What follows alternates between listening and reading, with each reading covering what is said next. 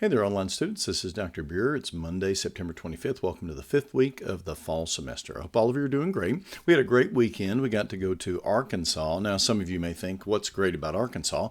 Well, my son is a band director there, and he had a home game, so we were able to go see him and visit him and see him do his band thing, which was kind of fun.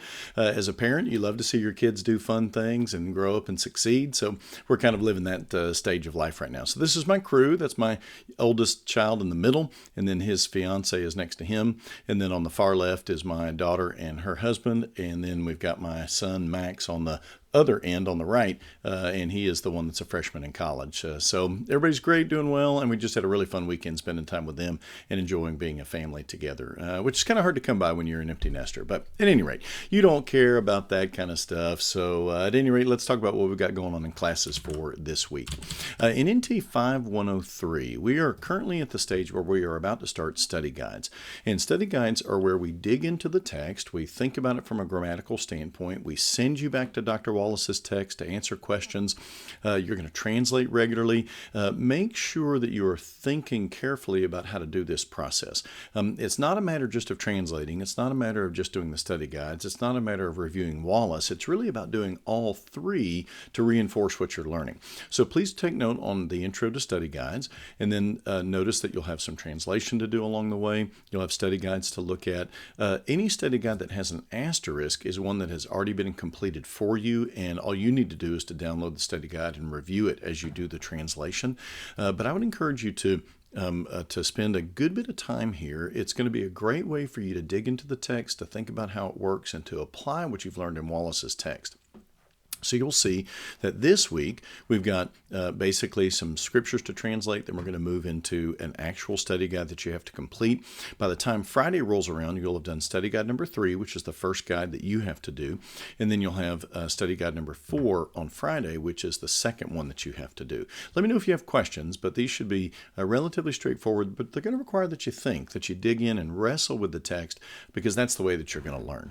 In NT 5104, we are still learning the exegetical method, and we are currently at the place where we're working on the validation paper. Now, you've already done the validation example. This week, you're actually working upon the paper. And so we have a meeting to discuss that this Thursday at 2 p.m. Central. Feel free to log in. We'll answer any questions about it. And then we also have the particular paper that's due.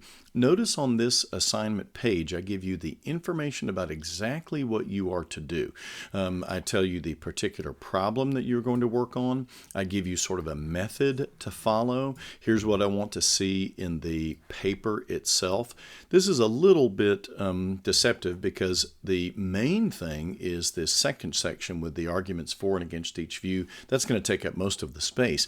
But you can see the basic outline of what I'm going to want you to accomplish on this particular page. Please take note. I expect you to use 5 of the Ephesians commentaries that are listed in the syllabus at a minimum for this assignment.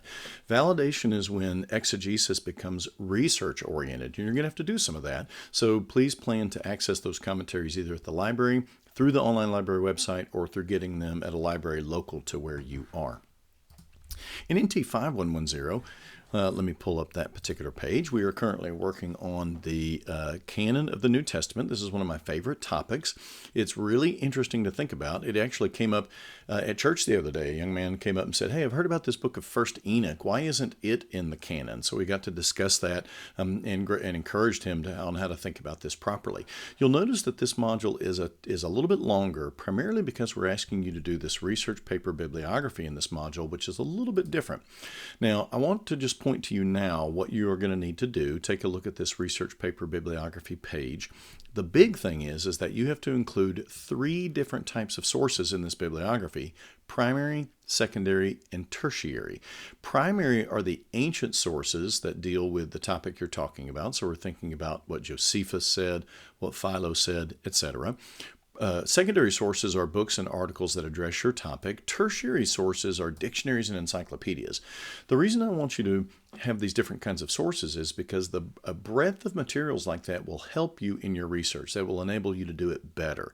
So read this page carefully. I'll talk a little bit more about it next week. We have 2 weeks to work this through, so there's no super urgency in understanding this today, but you can go through this, obviously this page, and let me know if you have questions. All right, well, that's what we've got going on for this week. If you have any questions, don't hesitate to let me know. I'm excited to be in the 5th week. After we're done with this week, we're a third of the way done with the semester. Woohoo! Hope all of you are great. I'll be praying for you. Let me know how I can help. Have a wonderful day.